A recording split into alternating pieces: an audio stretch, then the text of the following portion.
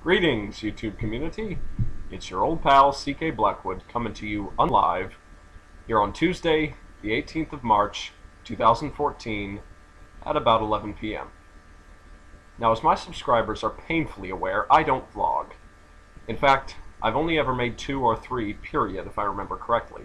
But tonight, I'll be addressing a topic that's been bugging me for a week or so now. It's a topic that's been discussed in the atheist community for fuck knows how long, whenever we've debated religious folk. But learning that it was brought up publicly by Jacqueline Glenn, who's a Floridian atheist YouTube personality like myself, was chiefly what got me to thinking and pretty much lit a fire under my ass, so here I am. The subject is agnosticism versus atheism. Yeah, I know, kind of a heavy subject. Let's begin with my opinion on agnosticism.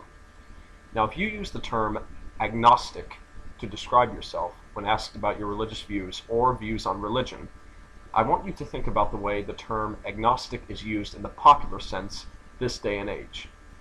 An agnostic is commonly believed to be a person who holds the viewpoint that the truth values of certain claims, especially claims about the existence or non-existence of any deity, as well as other religious and metaphysical claims, are unknown or unknowable. In the year 1869, English biologist Sir Thomas Huxley coined the word agnostic in expressing his personal feelings on the knowledge touted by atheists and theists alike at the time. Now, I'd like you to ask yourself this question. If I'm an agnostic in this sense, does that mean I really believe anything, whether I'm examining the cold, hard facts and drawing my own conclusions from them, or falling in line with superstitions? I would submit here, as Jacqueline acknowledged in her video, that agnosticism, whether used in the original sense or the common one, is not a position of belief. I would also thus submit that it is foolish. Madalyn Murray O'Hair felt that it was cowardly, and I'd have a hard time disagreeing with that position. To go back, by the way, Madalyn Murray O'Hair also once gave a very different description of what Sir Huxley meant when he coined the term agnostic than what my research has revealed, which I suppose makes it debatable, but that's beside the main point.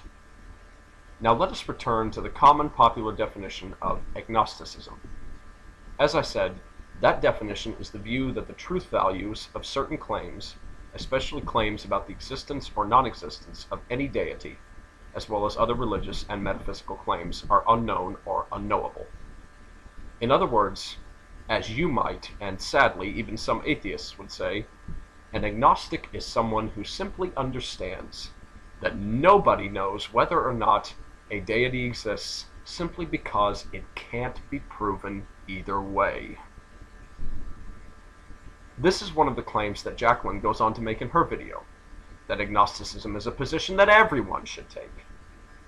Several of my personal friends, in fact, that I've talked with believe the very same thing. This is where I disagree.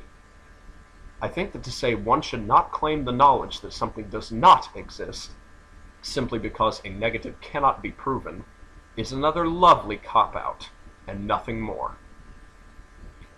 It simply isn't how logic works, folks.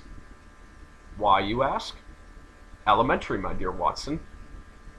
When a claim is made that a thing exists, and mind you, this information has been beaten to death by now, the burden of proof lies on the claimant.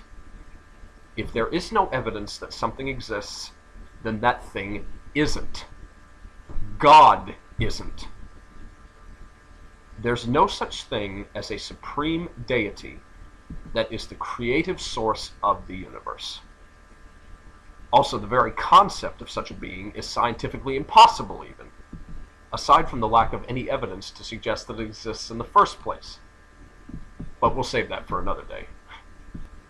Jacqueline goes on to say that agnostics are atheists, but this is a generalization and a semantics problem. A person who claims to be without the knowledge of whether or not a supreme deity exists is by definition not a theist and not an atheist. She realizes it isn't a position of belief, so why assume anyone who claims agnosticism is automatically theistic or atheistic? Jacqueline then postulates that atheists are agnostics in turn. This isn't necessarily true either. A lot of atheists, like myself, have been educated or educated themselves. They again, as Bertrand Russell put it, live their lives looking at the cold, hard facts and using them alone in their search for truth. This would make them something called Gnostic atheists, if you're going by Richard Dawkins' almost famous scale, that is. Some atheists have not. Some claim to be without knowledge either way, making them agnostic atheists, according to Professor Dawkins' scale. As such, there are also Gnostic theists and agnostic theists. I myself have met people who claim to subscribe to all of these philosophies or systems, but let me stress again that I'm flipping the table on it. It's rigmarole. Therefore, Madam J, I say no. Agnostics are not atheists, nor are atheists agnostics, and agnosticism is worthless. Thank you so much for watching. This is CK Blackwood, signing off.